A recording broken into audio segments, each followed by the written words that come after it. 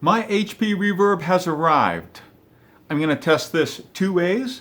First off, my son, who is really into VR shooters, is going to test it and take a good look at the tracking. Second, I am going to test it in Elite Dangerous. I'm primarily a simmer. I have 500 hours in that game, and I'm really going to look at what the blocks look like and what the resolution looks like. Brief history, I started with the DK2, which for some reason is still laying around the house. And my daily driver has been the Samsung Odyssey Plus. The blocks in this are to die for. And even though I understand that the HP Reverb is not going to give me the level of blacks that this has, it is still the color saturation and blacks that I'm used to in this that are my reference point for the HP Reverb. Let's do it.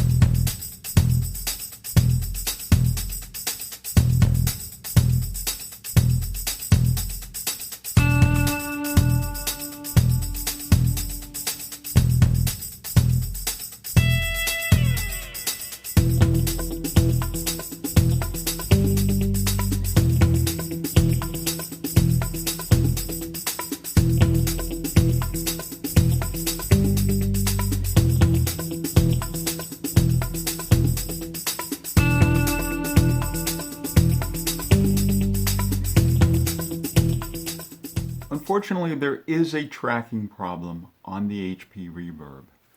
It is very subtle, and that's why a lot of reviewers are seeing it and a lot aren't. And it really depends on your gameplay style. From the videos you can see the really big expected things, like when my son's reaching for ammo and all of those, it tracks just fine. There are other videos I didn't capture of him with his arms spread wide, and it tracks those just fine.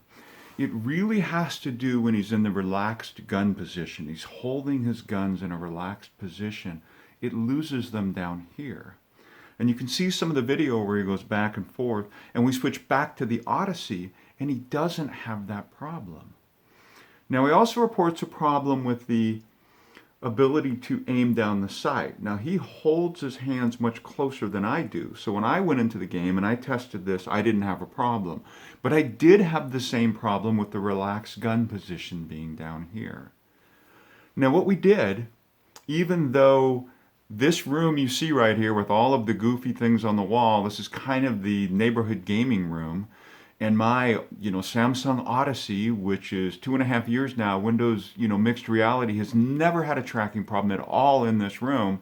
People say it's a lighting problem, so we made the extra effort of I threw out a cheap studio light and I varied the distance from him back and forth, had him take all sorts of different angles, moved it up and down for him to try the relaxed gun position, and no variation of lighting that I could try did improve that tracking.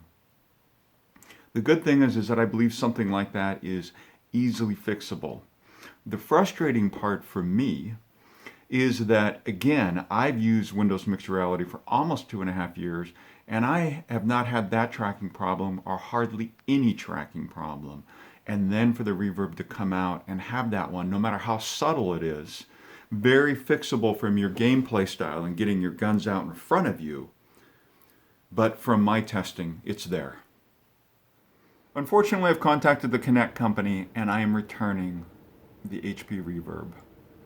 There's 4 things I want to talk about in my final review of it. The first is the video.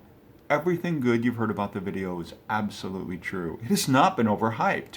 Even with my expectation of it being high, I was blown away.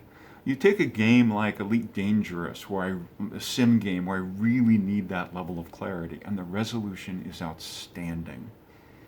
The sweet spot is a little bit smaller than I expected. There was a lot of hype on the sweet spot. It's definitely better than my Odyssey, but still smaller than I would prefer. But the resolution is fantastic. The blacks, as expected in Elite Dangerous, are limited, more gray, but not terrible.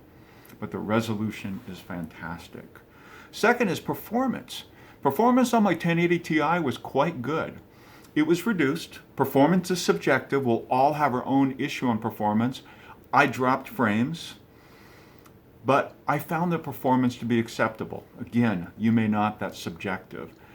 The third for me is where the problem started, and that is tracking. I highlighted well that there is a subtle tracking problem. There is not a gross and huge tracking problem.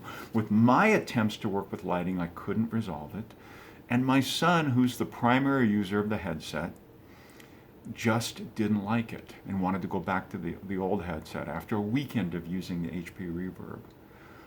The fourth is really kind of a lifestyle one. My son's big deal is virtual reality. You've seen a bunch of pictures of the gaming room down here in the basement. This is the neighborhood gaming room. All the neighborhood kids come over and play. And there's just some convenience things. The HP Reverb has got this damned goofy adjustment system where you have to stretch the Velcro this way and this way, where the Samsung Odyssey, you pop it on, even though it's uncomfortable, and you just adjust the dial, and kids can rotate through it. Certainly that was pre-COVID, but we still have kids coming over to this day. The other thing is that if I stick with the HP Reverb because I want it on my virtual reality machine for Elite Dangerous, I have to have two machines, and then I have to maintain two machines. I really need one headset that does it all. My phone died right when I was going for my big close, but you know what it is already. As a simmer who plays Elite Dangerous, I was looking forward to DCS and Microsoft Flight Sim. This is absolutely the headset for me. But for multi-use, especially with my son as a shooter, it just didn't work out for him. If I could sum up the entire review, 20 minutes after he was playing it, he took the headset off and he said, "Dad, I thought this was supposed to be better." Ouch. Again, some subtle tracking problems that can be worked through in gameplay, and hopefully a fix is coming soon. But right now, with the Samsung doing exactly what we needed to do, it's not going to work out. I love everything related to virtual reality, so even though I'm not going to be part of the HP Reverb family, please leave any comments or thoughts, and I will answer them. You.